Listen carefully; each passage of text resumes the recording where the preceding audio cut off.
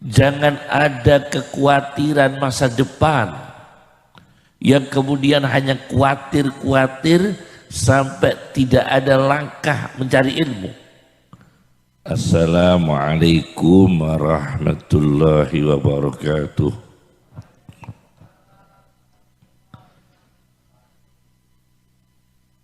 Bismillahirrahmanirrahim. Ar-Rahman Allamal Quran Khalaqal insana 'allamahul bayan Allamal insana ma lam ya'lam. Nusalli wa nusallimu ala Rasulihi Muhammadin Sayyidil Anam wa ala alihi wa ashabihil kiram. Amma ba'd. Yang saya hormati para ulama, para kiai, Kiai Haji Samsuddin, pengasuh Pondok Pesantren Al-Fatah, Bapak Bupati, Bapak Marhen yang saya hormati, Bapak Kapolres atau yang wakili, Bapak Dandim atau yang wakili, para wali santri, para hadirin, para alumni, semua tolabah santri yang semoga diberi panjang umur semua, panjang umur yang barokah, kesehatan yang barokah, aktivitas yang barokah, tentunya ilmu yang manfaat dan husnul khatimah. Dalam satu catatan ada dokter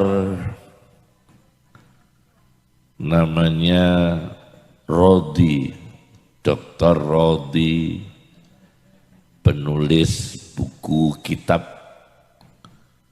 Balaghatur Rasul sallallahu alaihi wasallam tentang ketinggian bahasa Nabi. Jadi kalau Al-Quran ada balaghatul Quran, ketinggian, keindahan bahasa Al-Quran. Tapi ada dokter namanya Dr. Rodi dari Universitas Al-Azhar menulis sebuah kitab Balaghatur Rasul sallallahu alaihi wasallam. Di sana dijelaskan ada seorang sahabat Nabi yang menunaikan sholat di dalam masjid berkali-kali melakukan dengan salah. Oleh Nabi tidak dimarahi, tetapi diberikan pendidikan. Kembali sholat, ulangi sholatmu, kamu belum menunaikan sholat dengan benar. Dan itu dilakukan berkali-kali. Pada akhirnya Nabi menjelaskan tentang titik-titik mana saja kekurangan-kekurangan yang dilakukan orang tersebut ketika menunaikan sholat. Nabi menjelaskan, kalau rukulah dengan tumak ninah, dengan tenang, berdiri dari ruku, iktidal, berdiri dari ruku, lakukan dengan tumakninah, dengan tenang.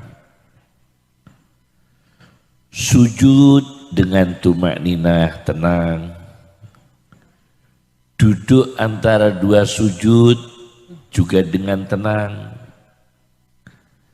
Sujud lagi juga dengan tenang. Dan seterusnya.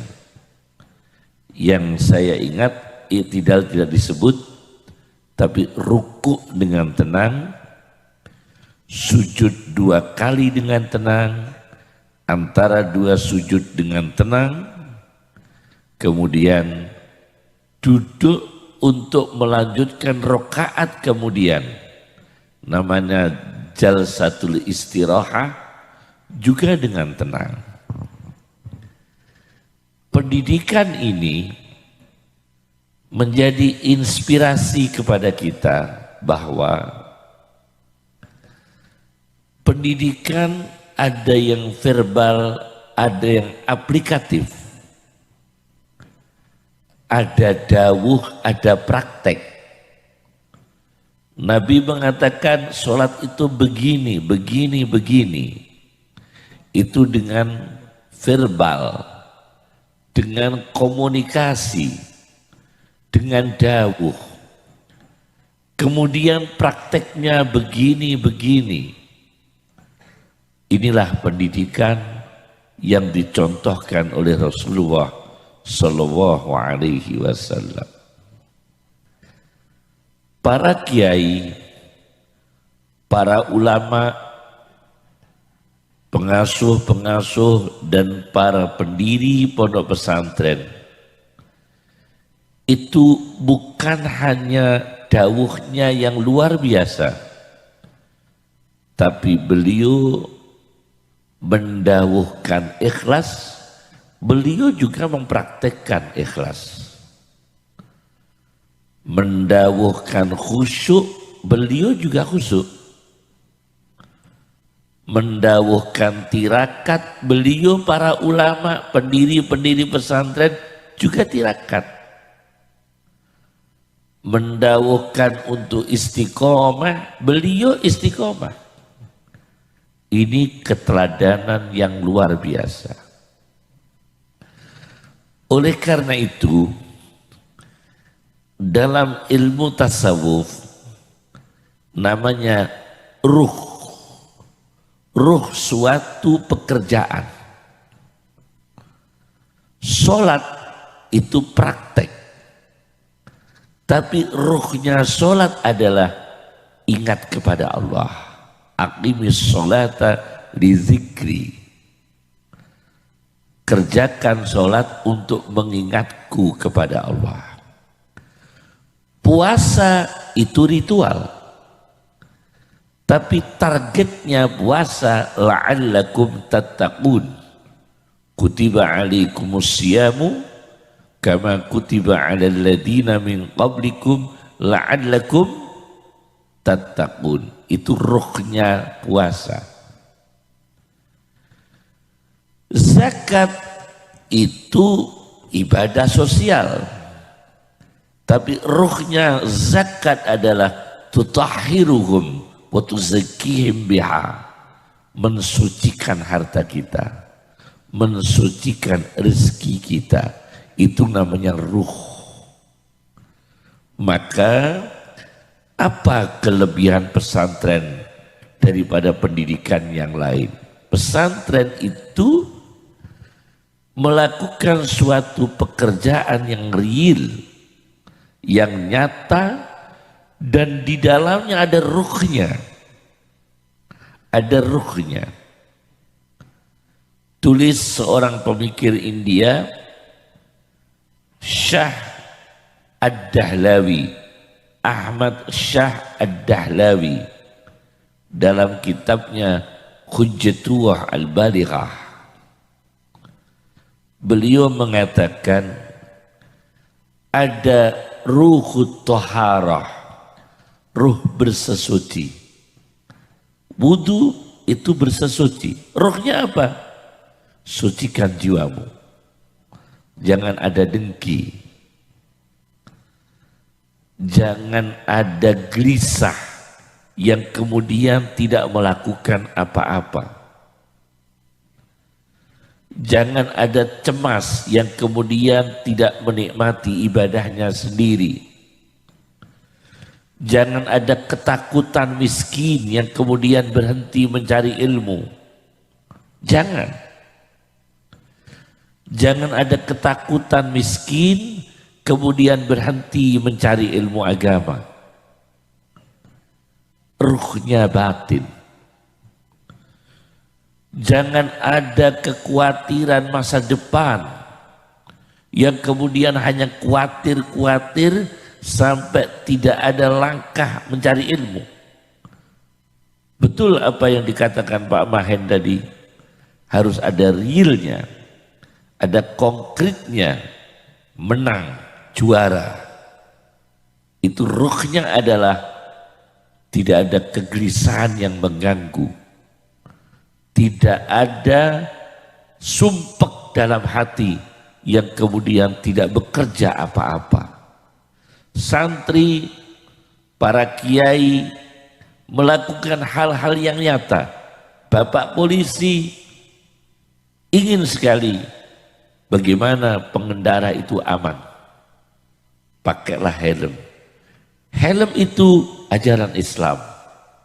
Karena helm itu termasuk menjaga keamanan, keselamatan manusia. Real. Itu termasuk jasa-jasa yang jelas.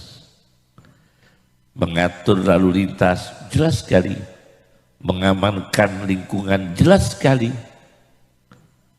Nah, ruhnya toharoh, ruh suci. Ruhnya bersesuci. Kemudian yang kedua, ruhus sholat, ruhnya sholat. Apa ruhnya sholat? Rasakan Allah melihatmu. Mau mencuri gak jadi. Mau korupsi gak jadi. Mau menyinggung orang gak jadi. Mau menganiaya orang gak jadi. Dibatalkan. Mau menyakiti orang gak jadi.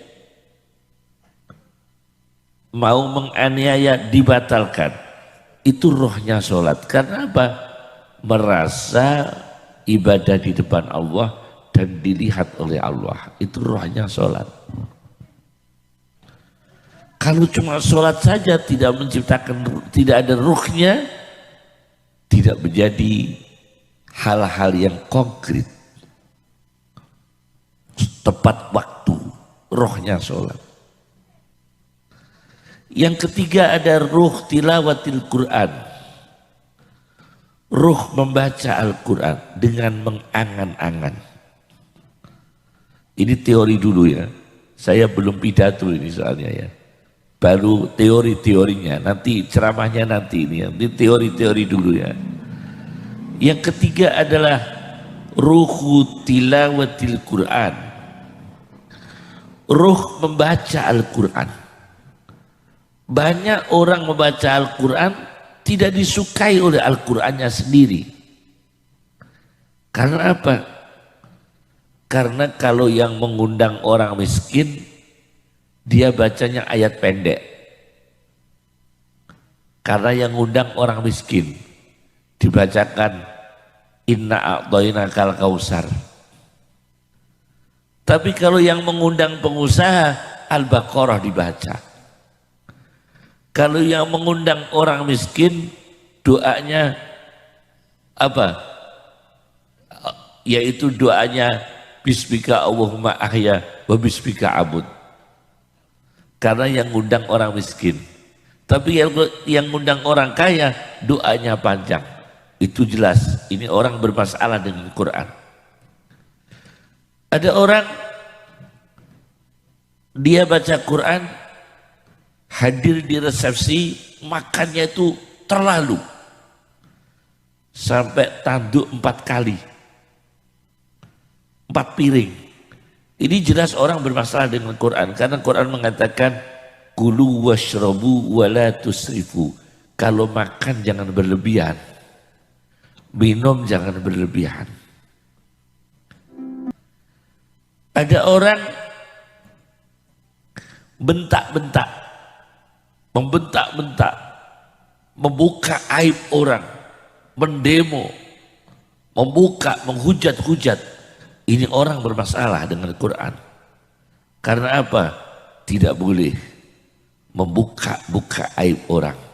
Fala tanhar, fala tanhar. Jangan membentak-bentak. Wala yaktab ba'dukum ba'dha. Jangan menggunjing orang dengan orang.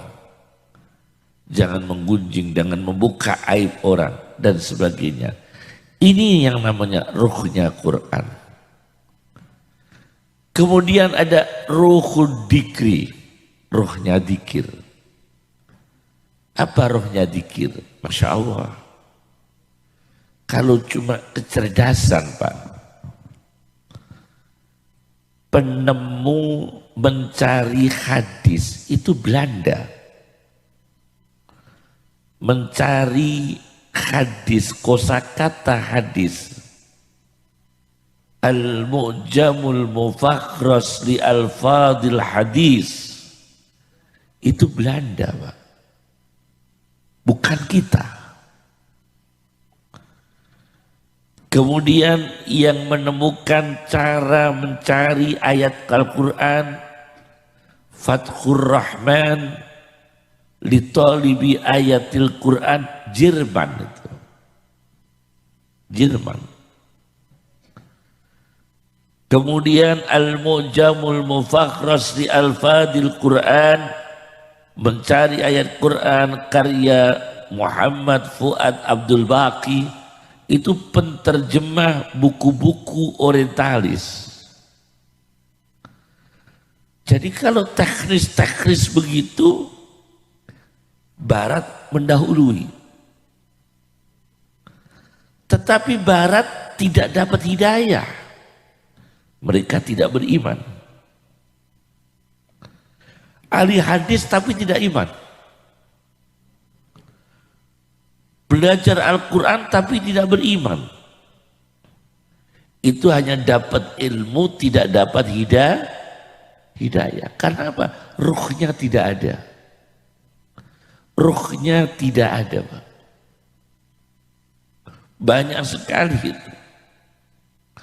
Kaum mustasyrikin, orang-orang orientalis, yaitu orang-orang barat yang studi ilmu-ilmu Islam di timur, tapi mereka tidak dapat hidayah. Subhanallah. Ini namanya tidak ada ruhnya. Kita ada ruh dzikir. Yang terakhir adalah ruh doa, ruh doa. Jadi ruh bersesuci, ruh sholat, ruh membaca Quran, ruh berzikir, ruh berdoa.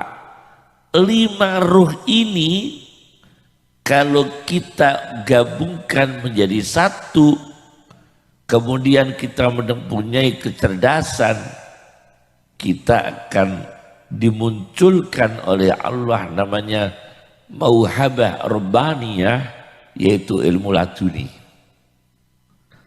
Akan muncul nanti itu ilmu laduni, akan muncul mauhabah rabbaniyah, pemberian Allah, ide-ide refleks, pikiran-pikiran spontan yang menginspirasi akan bermunculan.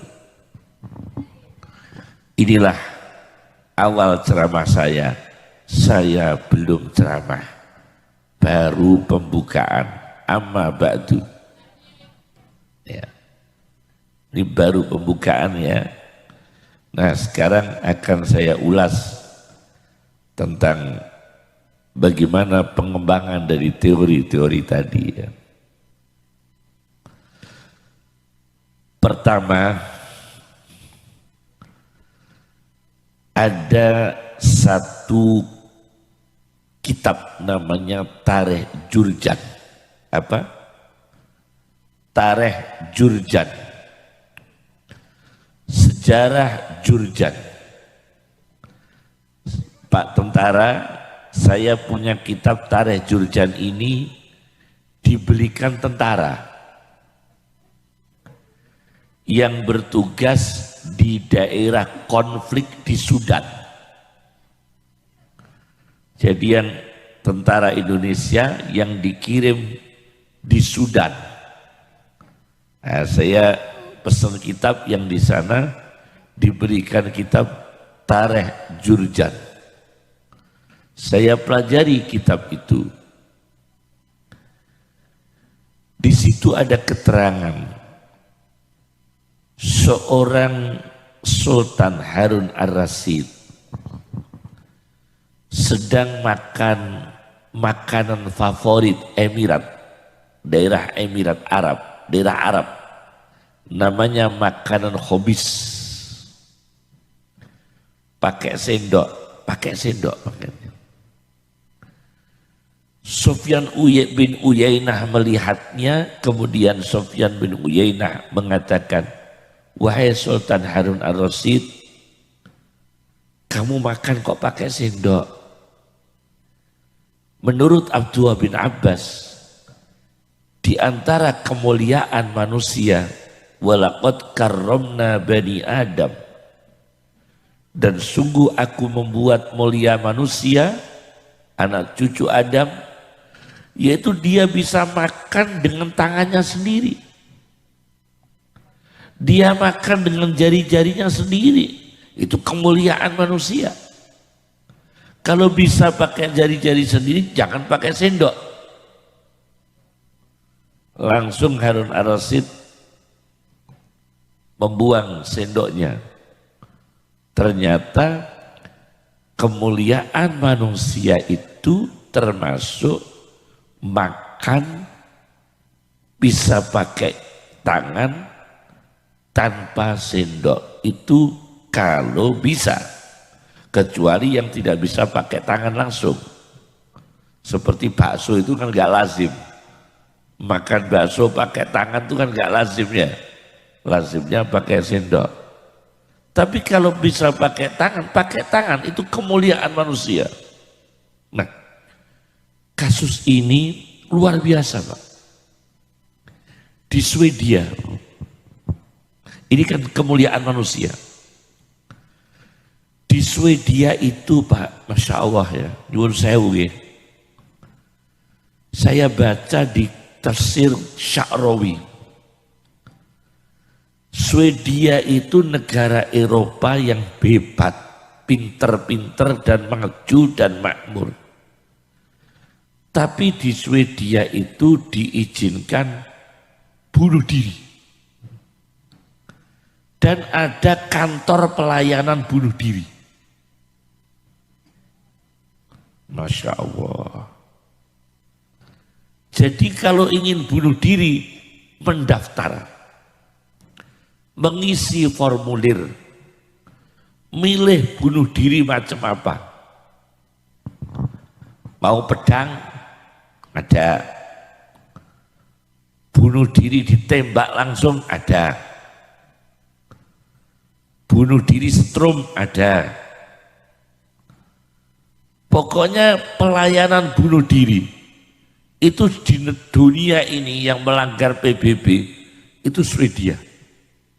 Tapi negara yang maju dalam masalah teknologi itu. Nah, suatu ketika ada orang Arab mendaftar bunuh diri di Swedia. Namanya Abdullah, orang Saudi. Namanya siapa?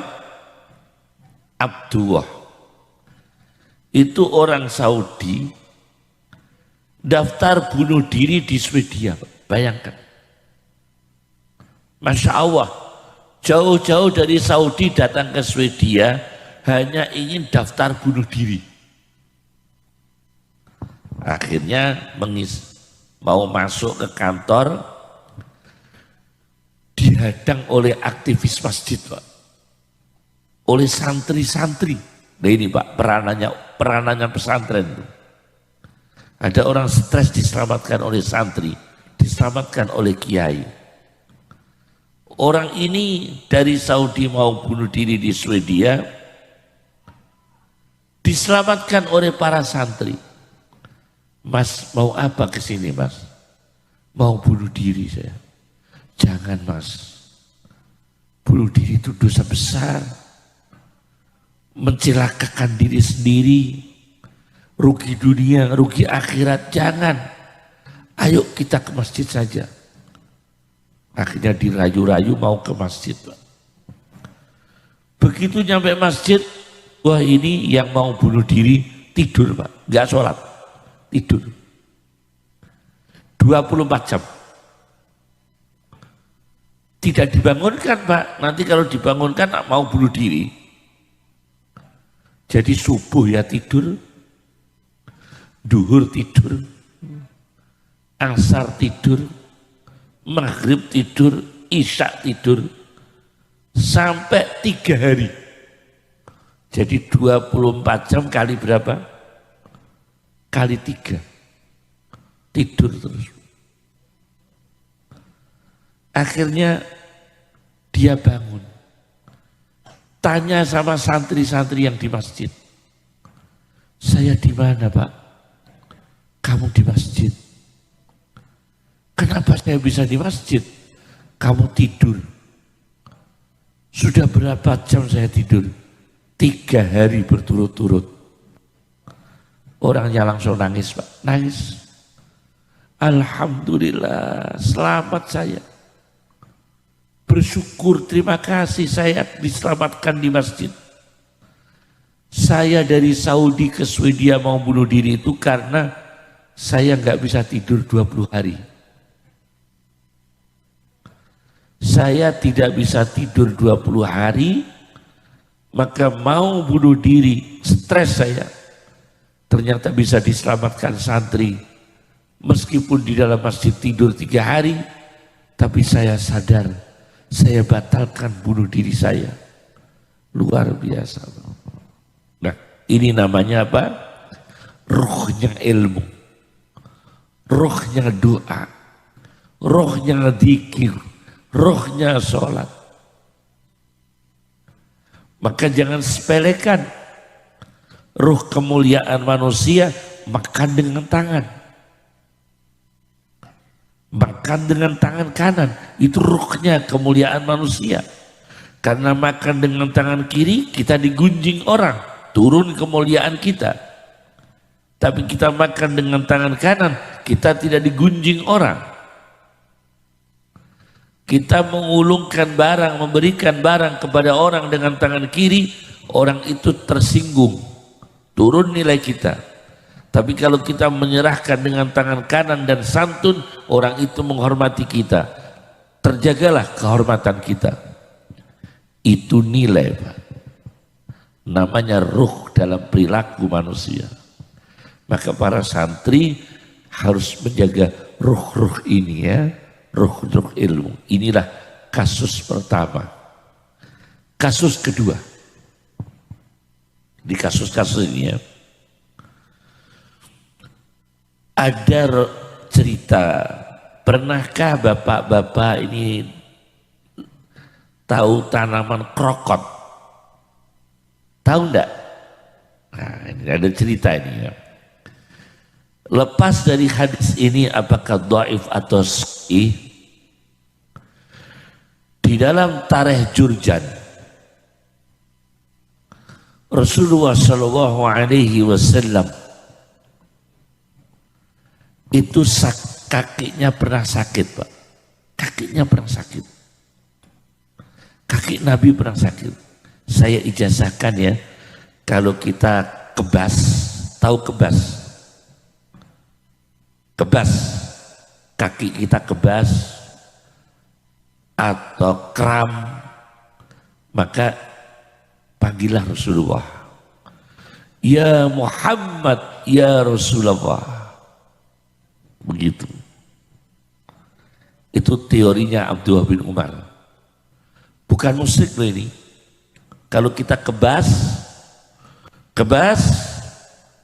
atau terasa nyeri atau apa, panggil ya Muhammad ya Rasulullah, dengan niat memanggil orang yang paling kita cintai. Dalam memori otak manusia yang paling kita cintai, maka sakit itu hilang. Itu teorinya Abdullah bin Umar, dikutip oleh Asy-Syaukani dalam kitabnya Tuhfatuz Zakirin. Nah, ini cerita lain. Rasulullah SAW kakinya sakit.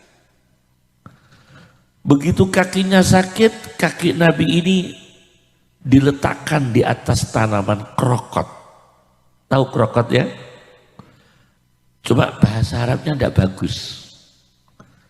Krokot itu bahasa Arabnya hamkok, tolol. Kan tidak bagus ya? Hamkok itu apa? Tolol, ahmak.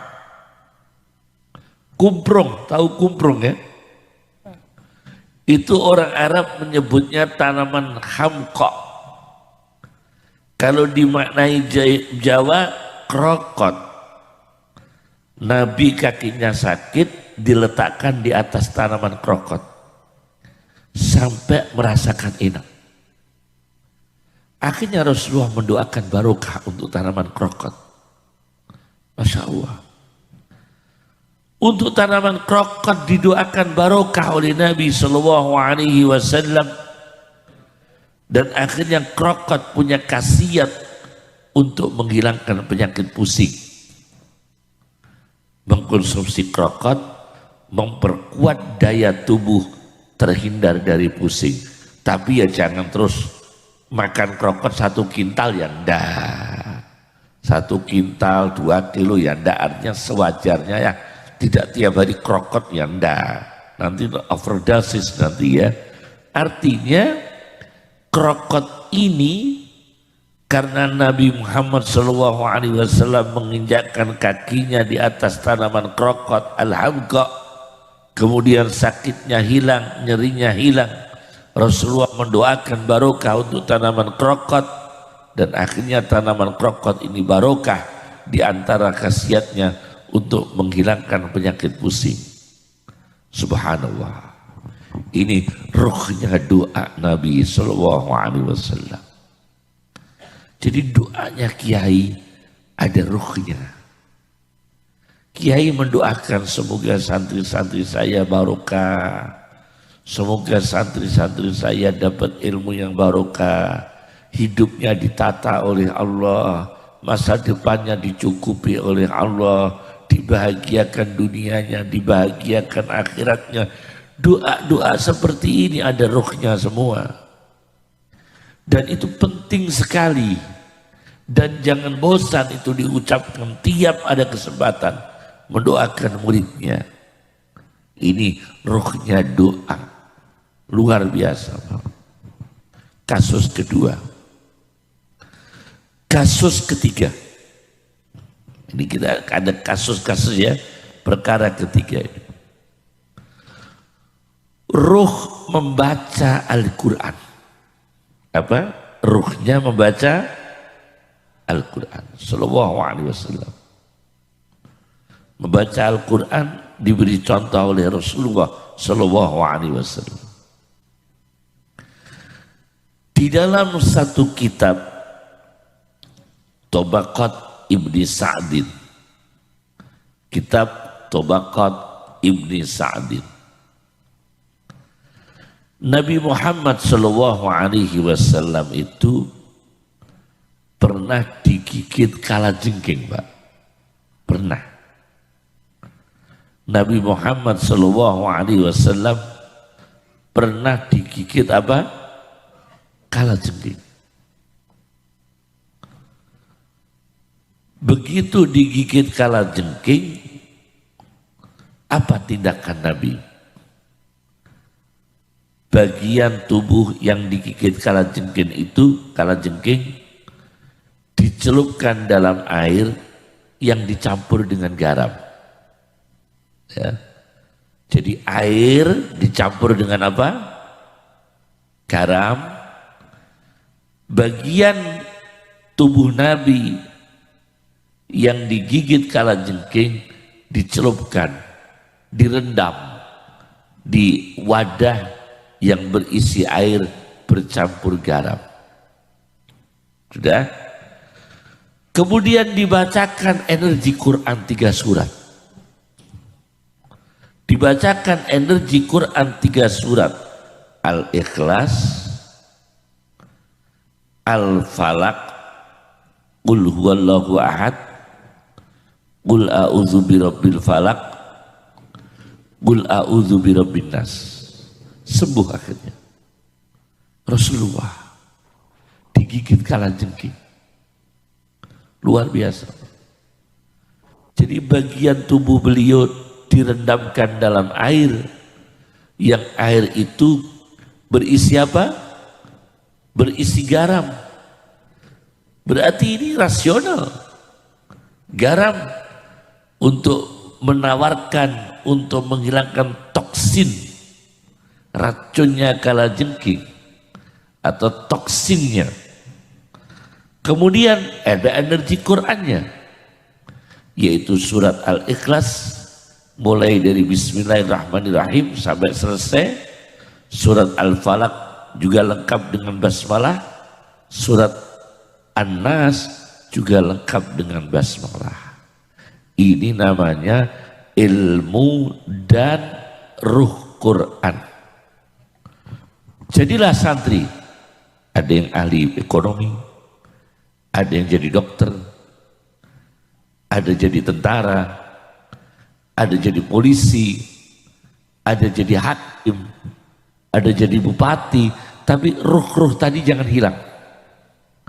Ruhnya sholat, ruhnya Quran, ruhnya doa, ruhnya dzikir, ruhnya bersesuci, jangan hilang. Karena itu termasuk ilmu inti dalam hidup kita. Ini kasus keberapa? 3. Kasus yang ketiga. Jadi banyak sekali contoh-contoh itu. Nah, di dalam Al-Quran ada kata-kata man. Tahu man? Man itu kalau santri tradisional, man iku wong. Atau istifham, man utai sopo. Man utawi sopo, istifham. Atau isim mausul, man sopo wong. Nah. Kemudian man ada man sartiyah. Man sartiyah yang kemudian punya jawab. Ada man istifham. Bahkan ada man itu man bimakna nafi. Man nafiyah. Tapi dalam Al-Quran total lafaz man itu di dalam satu kitab Dirasat li Uslubil Quran itu 861 kata man dalam Al-Quran. Berapa? Man dalam Al-Quran 861 kali dalam Al-Quran. Ternyata ketika man itu dalam linguistiknya, dalam bahasa, itu kan al-aqil, yang berakal. Kalau ma tidak berakal. Tapi ketika Al-Quran bicara tentang binatang, itu pakai man. Tentang binatang, berjalannya kakinya binatang. Faminhum may yamshi ala rijlain wa minhum may yamshi ala arba'. Ada kan ya? Ada binatang yang berjalan di atas 2 kaki. Ada yang berjalan di atas 4 kaki. Pakainya man. Padahal tidak berakal, tapi pakainya man.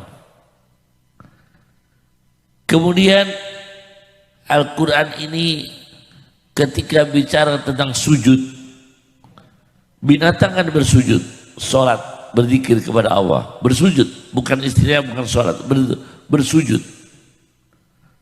Sapi bersujud kepada Allah, kambing bersujud kepada Allah. Tapi Al-Quran memilih kata man. Alam tara annallaha yasjudu lahu man fis samawati wa man fil ardi. Apakah kamu tidak mengetahui sesungguhnya telah bersujud kepada Allah makhluk-makhluk Allah yang di langit dan makhluk-makhluk Allah yang di bumi. Itu pakainya man, bukan pakai emak. Nah, ini penting sekali. Berarti orang yang makhluk yang tidak berakal, bukan orang, makhluk, apabila melakukan sesuatu yang mulia, maka dia naik menjadi man.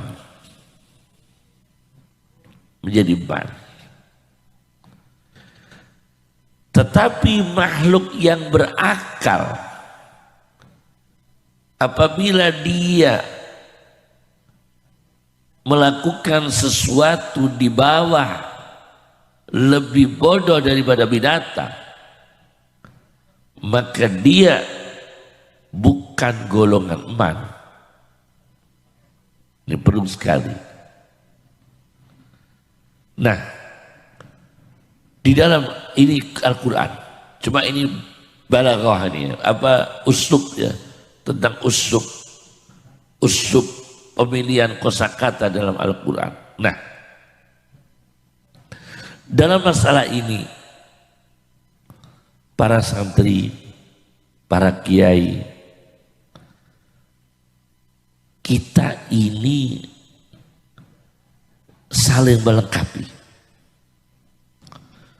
Karena ilmu itu kita tidak mungkin meraih semua.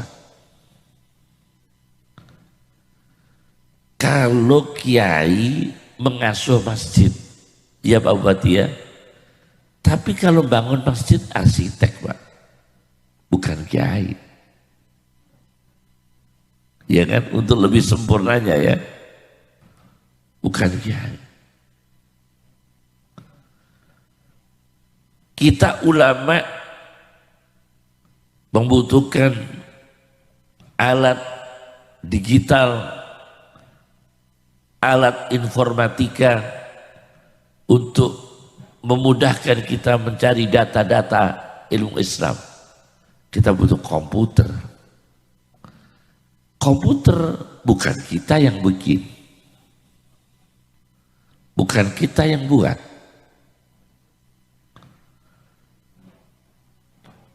Ketika kita ini mau silaturahim, menghadiri qaul, menghadiri istighasah, menghadiri tahlil, menghadiri surat jamaah, kita naik motor. Motor ini Honda, Jepang Pak. Jepang. Kita silaturahmi naik mobil Pak. Mobil kita Mobilio Honda Pak, Jepang. Avanza mesinnya juga Jepang lagi Pak. Toyota Jepang lagi. Coba ini.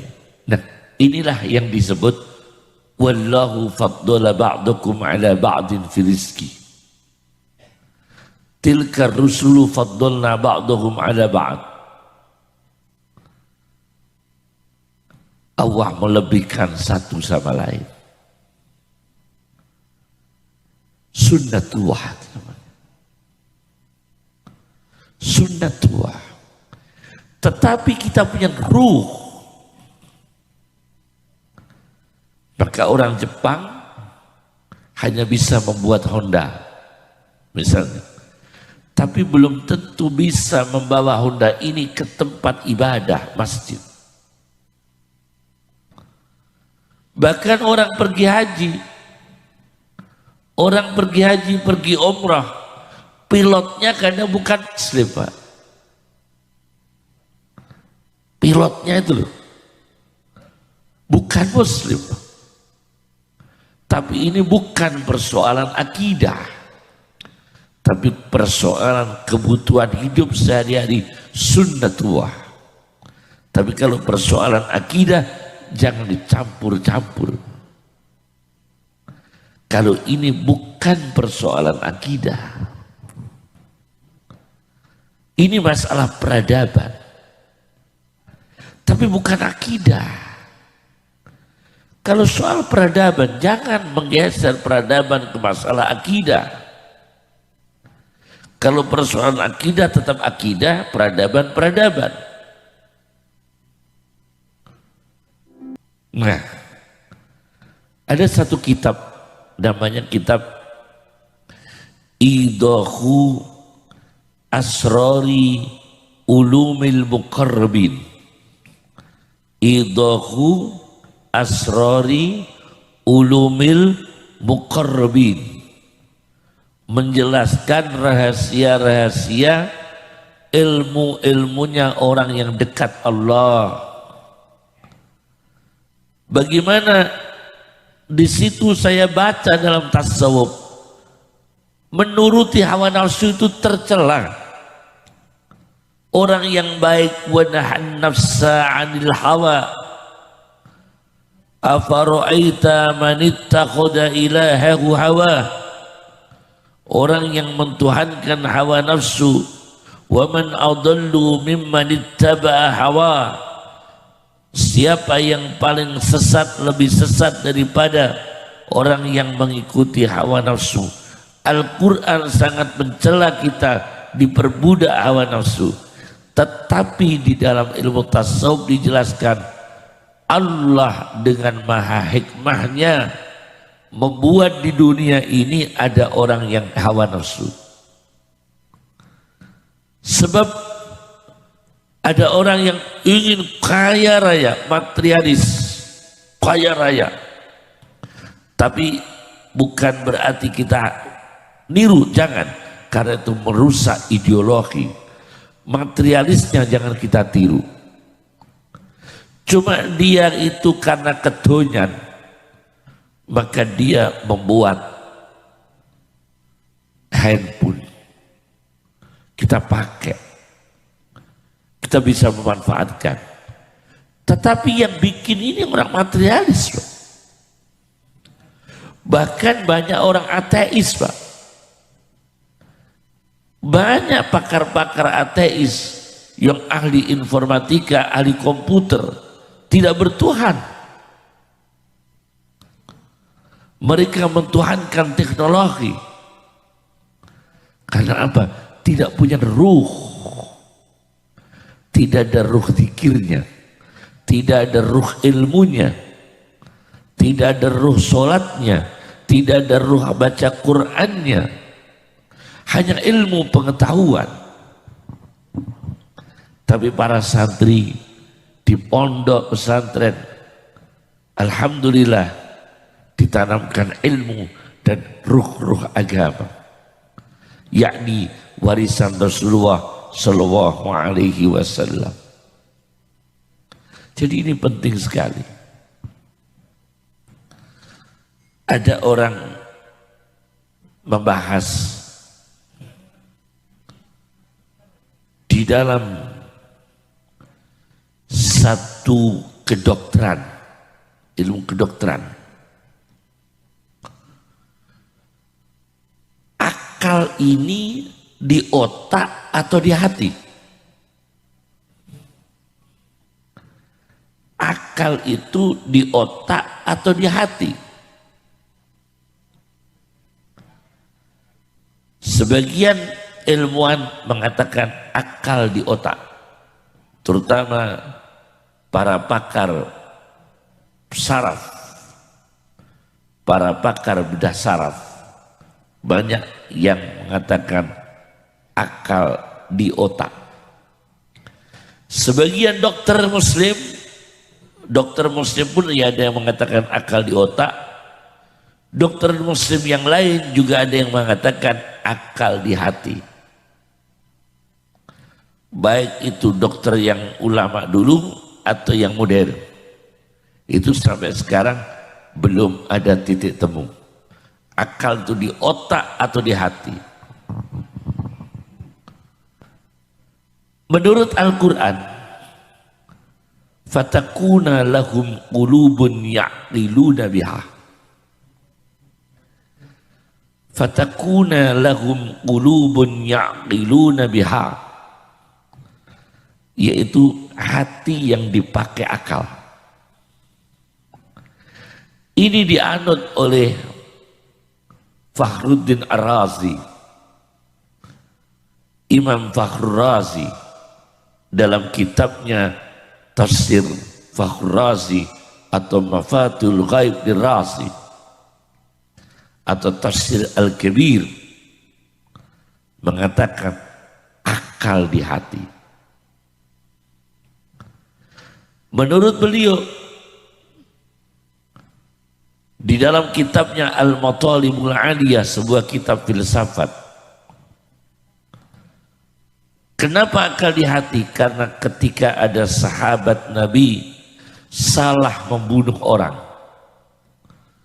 orang sudah baca syahadat, dikira pura-pura. Ketika perang, ada musuh perang sudah mengucapkan syahadat, masih dibunuh oleh sahabat. Menurut sahabat, kok kamu bunuh? Ini kan musuh perang yang sudah bersyahadat. Kalau sudah bersyahadat jangan dibunuh dalam keadaan perang. Ini hukum Islam, Pak. Ini hukum Islam perang ya. Tidak dilegalkan kita membunuh loh, enggak ya. Ketika perang, dulu ketika perang Uhud, perang Badar, itu kalau musuhnya sudah syahadat tidak boleh dibunuh dalam hukum Islam. Ini ada sahabat masih membunuh dan disalahkan oleh Rasulullah SAW. Kata sahabat, saya yakin orang ini baca syahadatnya cuma pura-pura, karena kepergok saya mau saya bunuh, cepat-cepat dia syahadat. Apa kata Rasulullah? Halla syakukta qalbah. Kenapa kamu tidak membelah hatinya untuk membuktikan syahadatnya ini pura-pura atau sungguh-sungguh? Nah, berarti tempatnya ilmu kan di hati. Kenapa kamu tidak membelah hatinya untuk membuktikan di dalam hatinya itu syahadatnya itu sungguh-sungguh atau pura-pura? Berarti ilmu di dalam hati. Nah, maka menurut para ulama ahli sunnah wal jamaah dan para dokter, sebagian mengatakan akal di hati. Ada yang mengatakan begitu. Nah, oleh karena itu, menurut faham ini, maka hati kita ini harus bersih. Jangan ada dendam, jangan ada kebodohan, isilah dengan ilmu. Jangan sampai kejam dengan manusia, jangan radikal, jangan ekstrim. Jangan radikal, jangan apa? Ekstrim. Jangan. Jangan main hakim sendiri. Hati kita isi dengan kasih sayang. Hati kita isi dengan ilmu. Hati kita isi dengan dzikir. Hati kita isi dengan doa. Karena itu tempat pengetahuan, tempat iman, tempat cahaya. Inilah namanya kajian tentang ruh. Ya. Ini baru saya bahas man yang jumlahnya berapa tadi? 861. Saya baru membahas 2 kata man. Padahal jumlahnya 861. Baru saya bahas 2 ayat. Ini kalau saya bahas semua berapa bulan di sini. Ini pembahasan tentang kajian-kajian ilmu. Jadi para santri, saya pernah bertemu di Thailand. Waktu itu kami ketemu dengan Jenderal Pak, pimpinan Angkatan Darat di Thailand. Ketika itu kami bertemu dengan para jenderal-jenderal mereka dari Angkatan Darat, dan saya diberi kesempatan untuk memaparkan bagaimana Islam dan perang. Saya sampaikan di hadapan mereka, saya sampaikan bahwa Islam itu cinta damai. Perang tidak dimulai dari kita, tapi dimulai dari mereka. Al-Quran mengatakan, وَهُمْ بَدَأُوكُمْ أَوَّلَ مَرَّةٍ وَهُمْ بَدَأُوكُمْ أَوَّلَ مَرَّةٍ. Mereka mengawali perang, maka orang Islam baru boleh perang. Tapi kalau orang Islam memulai tidak boleh. Kecuali kalau mereka perang seperti zaman dulu. Perang Uhud itu orang kafirnya yang memulai. Baru orang Islam melakukan perlindungan dan perlawanan. Tapi kita tidak boleh serta-merta langsung membunuh, perang. Radikal ekstrim tidak boleh. Harus menjaga mahalnya nyawa manusia. Paham ya? Mahalnya nyawa manusia. Ini pelajaran dari Islam. Saya sampaikan.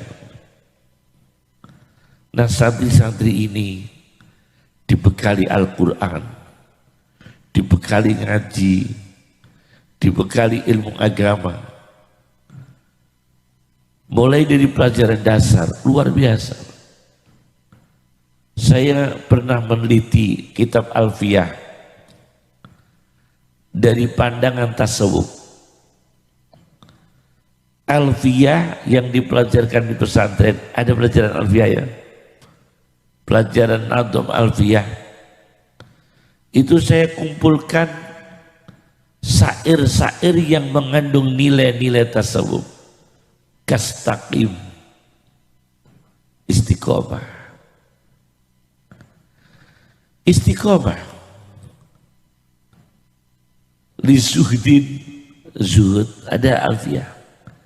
Dza qani' qana'ah. Mahmudul maqasid, terpuji tujuan-tujuannya. Al-wari' wirai, itu dalam Alfiyah ada. Saya kumpulkan waktu itu. Cuma belum saya cetak.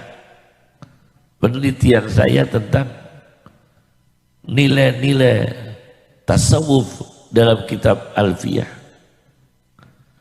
Jadi banyak sekali ajaran-ajaran. Oleh karena itu, titipkan putra-putri kita di pondok pesantren supaya hidupnya itu punya ruh. Tidak hanya ilmuwan yang tidak ada ruhnya. Jangan seperti orang barat ya. Orang barat, orang Eropa, hanya ilmuwan saja tidak ada ruhnya. Akhirnya gimana? Nudis dia, telanjang hidupnya. Hidupnya hidup nudis, hidup telanjang, tidak berpakaian. Karena tidak merasakan kehormatan. Manusia adalah berpakaian. Mereka melakukan seks bebas tanpa malu karena tidak merasakan perkara ini seperti binatang. Mereka melakukan pembuangan anak di mana-mana hasil hubungan seks di luar nikah karena tidak ada rasa empati menterantarkan manusia. Dan itu banyak terjadi di barat. Dan banyak terjadi di Eropa. Tapi alhamdulillah di Indonesia ada perkawinan, ada pernikahan, masih berbaju, masih menutup aurat. Kami punya kawan sahabat baik, Jenderal Anton Bahrul Alam. Tentu tahu Bapak polisi ya, itu sahabat kami, Jenderal Anton Bahrul Alam, itu yang mengusulkan polisi berjilbab. Itu kan yang pertama mengusulkan, termasuk Anton Bahrul alam. Ini memberikan ruh-ruhnya, ruh-ruh agama. Ada ulama kabupaten-kabupaten ini pasti musolanya bagus-bagus. Terminal di Indonesia ada musolanya, mall ada musolanya, kantor bupati kan ada musolanya, semua kantor-kantor pemerintah ada musolanya, ada tempat sholatnya. Luar biasa, Pak. Ini kan kerjaan santri semua itu. Rumah sakit ada masjidnya. Bahkan yang paling gak masuk akal, tempat maksiat ada musolanya. Iya kan? Tempat maksiat ada musolanya. Saya pernah dipamiti orang hafal Quran. Pamit saya, yai saya mau pamit khataman Quran. Cuma saya ragu, Kiai, khataman Quran untuk apa itu? Untuk nganu, Yai. Untuk pembukaan band, Yai. Pembukaan usaha karaoke dan band. Wah, kalau itu nanti dulu itu ya. Karena ini menyampur tempat-tempat maksiat maksudnya itu. Itu kalau diadakan hotmil Quran nanti rancu, ya kan? Rancu. Tapi kita alhamdulillah, bagaimana? Semua kantor di Indonesia ada musolanya, ada pengajiannya, yang mengisi santri, yang sholawat santri, yang baca Quran santri. Kan santri bisa di mana-mana, bisa di mana-mana.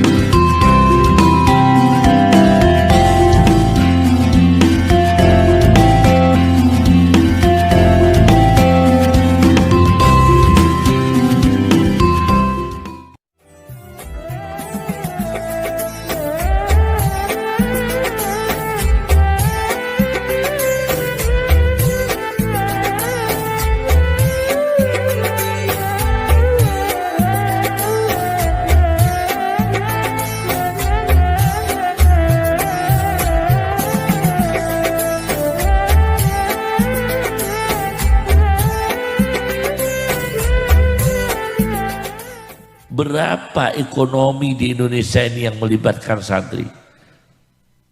PT yang pekerjaan perusahaan transportasi itu tertinggi adalah, mungkin termasuk tertinggi pendapatan adalah wisata ziarah.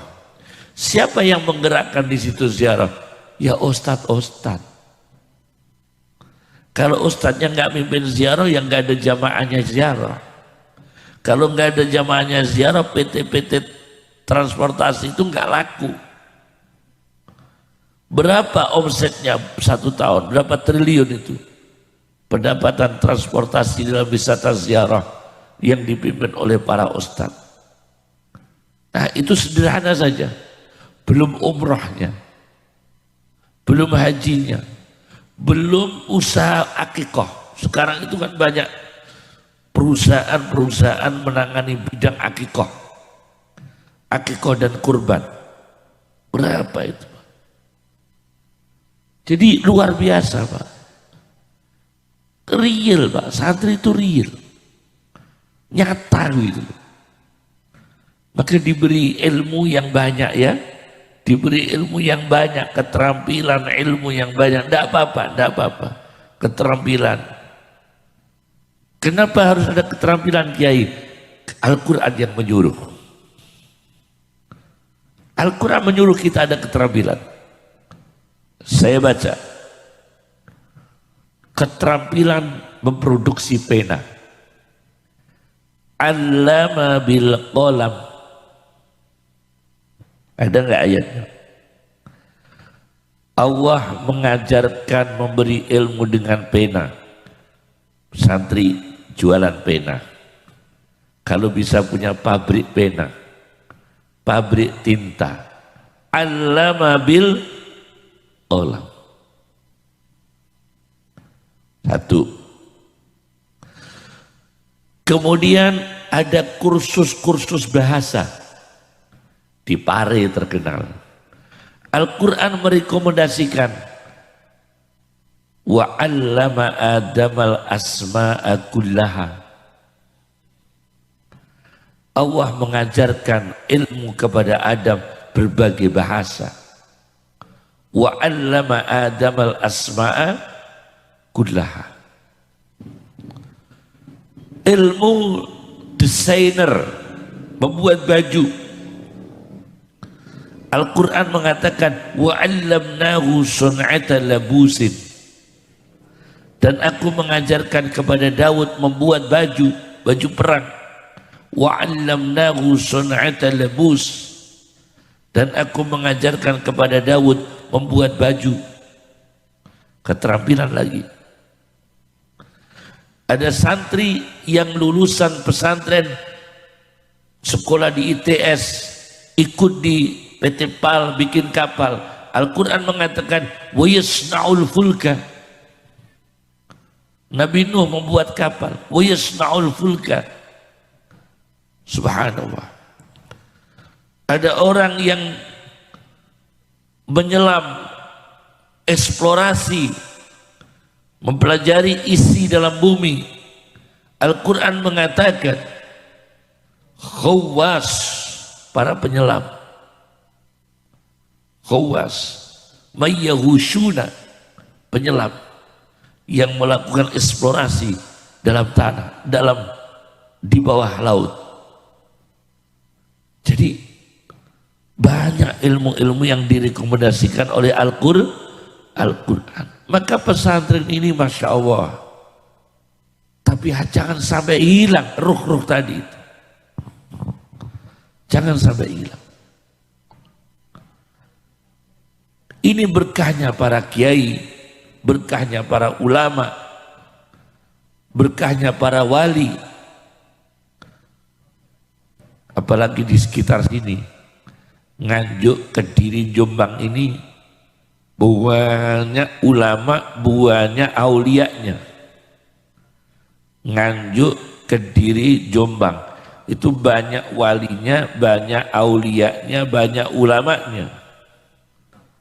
Mulai dari Kiai Abdul Kalim Lirboyo, Kiai Jazuli Ploso, Kiai Ihsan Jampas Batokan Petok, dan pondok-pondok Pare lainnya, kemudian di Nganjuk, di Jombang. Luar biasa, Pak. Mereka ini orang-orang salih dan para aulianya Allah. Inda dzikrihim tatanazzalul barakat.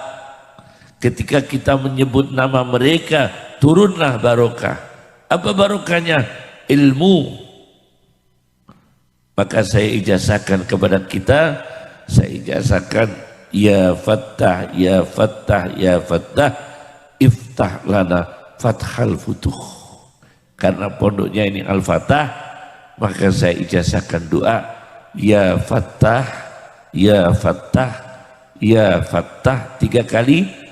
Iftah lana fathal futuh, ya, iftah lana fathal futuh. Bukalah kepada kami berbagai macam jalur, membuka jalan rezeki yang barokah, jalan ilmu yang barokah, jalan ibadah yang barokah.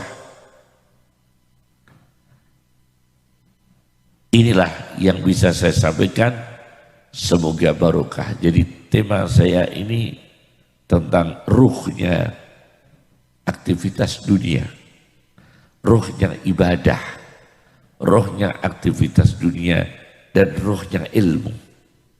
Alhamdulillah bisa saya sampaikan dengan selesai, dan itu untuk pembekalannya, terutama kaum adab akademis, orang awam, juga para kiai, para ulama. Alhamdulillah sudah saya paparkan. Insya Allah kita akan ketemu dengan tema yang berbeda, kajian yang berbeda, insya Allah. Allahumma aghnina bil ilmi wa tayyinna bil hilmi wa akrimna bil taqwa wa jammilna bil afiyah.